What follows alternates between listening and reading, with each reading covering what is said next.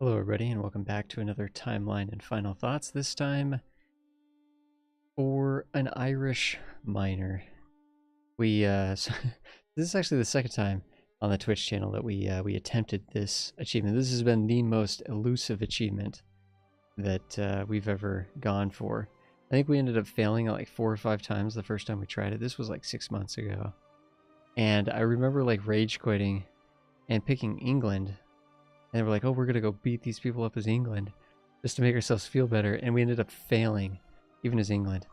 So we ended up playing as Desmond here, as the state of Desmond. And what are the couple... We had one like very key stretch goal, I think, for this run. And that was to hoist the black flag, to form a pirate republic. Which I thought would be really, really awesome. Like, you know, like a pirate Ireland... And that would also, like, maybe, I don't know, I didn't really know anything about what it meant to be a pirate republic or anything like that, but maybe that would help us economically. Maybe that would give us a larger navy to actually, like, go toe-to-toe with England, and it actually all kind of worked out. Like, at first it seemed weak, but then later on it seemed like, okay, we were benefiting from it. Like, it was actually super, super fun. Like, it was super fun. We went, right here at this point, we have 6 provinces. So we can only have 6 provinces if we're going to hoist the black flag. If we have more than that, then we can't do it anymore. We lose the option to do the decision. They all have to be coastal as well. So we have 6 coastal provinces. Check. The other thing that we need is we need a full force limit, naval force limit, which isn't too hard to do. But then the tricky thing is we need 10% privateering trade power in the North Sea and the trade node. We got all of our ships together, including our cogs, and we started privateering in the North Sea. We literally had like exactly 10%. I think it might have even said 9.9 at one point, and then it bobbed up to 10%. Like, I mean, it was like right on that line. In fact, I think we might have even had to build 1 or 2 over the force limit to do it. So it was a little bit tricky, but right when we got that 10% privateering, we hit these 6 provinces. It was almost just like boom, boom. It was like at the same time we hoisted the black flag almost immediately. Which, here's the funny thing. This tanked our stability. Like, we went down to -3 stability. And then we had to actually build stability back up. But the tricky thing was, we're now a republic. And our republican tradition is at 50. So the penalty for stability, like getting new stability, is literally like 75, 80% or something. It's like insane. It's costing us like 200... having the quote-unquote low republican tradition is costing us a bajillion points to get our stability up, which was a bummer. We got hit with so many negative stability events. I think multiple comets, multiple of these just random, like, you know, migrational unrest or something like that nonsense. I don't know if that's because we were a pirate nation or what, but man, it was just hammering us. We're trying to consolidate Ireland as best as we can, but it's going slow at this point. It's going pretty slow. England has allied Kildare and Offaly. But luckily they never vassalize them. And both of these nations, I think, also ally Scotland, which actually gives us a way ultimately to get in, or at least they, yeah, I don't know. I'm not sure exactly, but at one point England was allied to both of these guys. And then somehow they also might have picked up alliances with each other. And then one of them picked up an alliance with Scotland. We were able to kind of use that to attack Scotland and sort of beat, you know, sort of break apart all the alliance networks with England. At this point, we take these 2 provinces from Scotland, doing our best to cut off England. England takes 1 province from Scotland. We also take the island of Man, because the island of Man actually breaks off. The Isles actually, like, break off from England on their own. So we end up swooping in and taking this province just because we can. We ended up beating Scotland just by cheesing the game. We ended up trapping them on one of these islands. So basically, they would walk over to siege this. We would move in here, siege Sunderland. They'd be stuck out here. We'd come in and blockade it. So we kind of cheesed them a little bit. Well, more than a little bit. We cheesed them. We took these 2 provinces. Kildare actually finishes off Offaly. At this point, we're about big enough to get our first ally, Castile. Castile's our first ally. Once we get a little bit larger, we'll be able to get tons of allies. We'll be able to get Burgundy and Portugal and the Pope. But no one really cares that much about us at the moment. England actually swoops in and gets a big chunk of Scotland, which is kind of a bummer. The good news here is when we fight Scotland again, take some more provinces, and also beat up Kildare, remove Kildare. So now we have to, essentially, we're in the position where we have a truce with Scotland. We kind of need to attack England. The good thing here is we're going to do the war for Pale. But the good news is because we have a fort here and we can hold this straight, we actually have enough naval dominance between Castile. We call in Castile. Castile actually was throwing their ships away, believe it or not. Castile wasn't helping us much at all. But we're actually able to control this strait. So we're kind of baiting over English troops. And 5 stack at a time, 8 stack at a time. They never consolidated their group. They were always bringing over like small little groups of dudes. England was also only allied with Friesland at the time, I think. It was like England and Friesland. No big deal, right? In fact, I think Castile actually did a good job of going up here and sieging down Friesland. Between sieging down Friesland, however we say that, and sieging down the Wargle, I was actually able to take all of this, because this wasn't actually even protected by a fort. The other thing that I think ultimately happened was I think we ended up stack wiping a ton of their troops right here, because they'd come over, we'd engage them. They'd come over with like a half stack, we'd engage. So we kind of played the straight against them. And I think we did end up actually sieging down West March regardless of the fact we were going to get this anyways.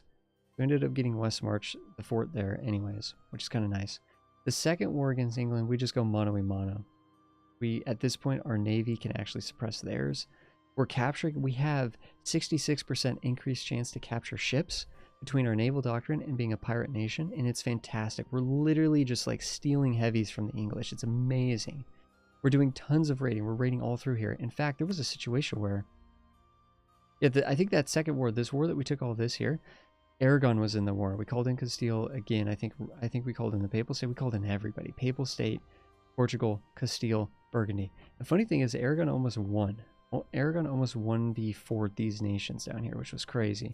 Eventually, they ran out of steam. But we ended up taking this from Aragon so that we could actually, we should have just split. We should have taken 2 provinces that were farther away to get more reach.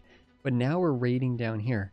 We're raiding all of this, and we're raiding down here, and now we're just, at that point, once we take Wales and sort of the rest of Scotland here, once we take Wales and Scotland, it's just, England has nothing left. We're just dominating England at this point. And this is pretty much, we're raiding. We're getting thousands of ducats from raiding. We're stealing ships. Anytime we get into a war, we're just completely, just engaging, intercepting, and taking tons of ships that we can then ditch for sailors or sell for money. It was actually incredibly fun and pretty interesting, actually, being that dominant in the waters. Like, it was actually noticeably dominant what we were able to do there. So at this point, we're just warring England. Right, we could be beating up France. We've been raiding and sort of rival to France constantly. We've lost the alliance with Burgundy, which is kind of unfortunate. We made a dumb decision and lost that. But we could be beating up France right now. We could be beating up Aragon, but it's like, what's the point? What's the point? We have successfully united the British Isles. Here we are. The achievement, the luck of the Irish. The pirate Irish nation has taken over the British Isles. What a fun campaign. What a fun campaign. Have no idea what we're going to do next. But yeah, thank you so much everybody for watching. Actually, what we should do is we should just look at some things. Man, I don't even know what to do with my money at this point. Okay, so since we've done a bunch of conquests, right, we now have some good provinces to build some of those. We actually have some good stuff to spend our money on right now. Holy cow. Let's get spending.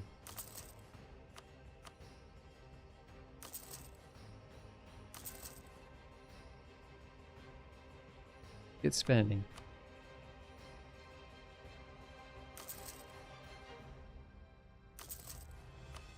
Well, we're making some good money.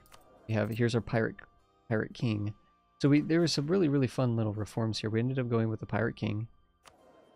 So we no longer have to lose Republican tradition. Now, that was kind of, we didn't quite optimize all of our decisions for Pirate King. We kind of optimized them for War Against the World, and then we just didn't choose War Against the World. There's kind of like, I think there's kind of two different paths that you can kind of take through these. So we didn't quite hit the buttons the right way, I would say. That being said, we have a lot of money. We're allied. We're still allied to Castile, I think. Actually, we picked up Austria. That's right. We picked up Austria. Check out this Reformation, guys. Check out this Reformation. I think every single province in the HRE is Protestant or Reformed. Literally, the entire League War was every single member of the HRE against Burgundy. Or sorry, not Burgundy. Brandenburg.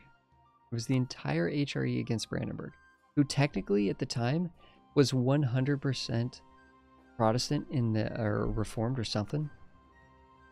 But they just technically hadn't converted their nation, right? All their provinces were Protestant or Reformed, but they didn't actually flip over. So they were the emperor by default.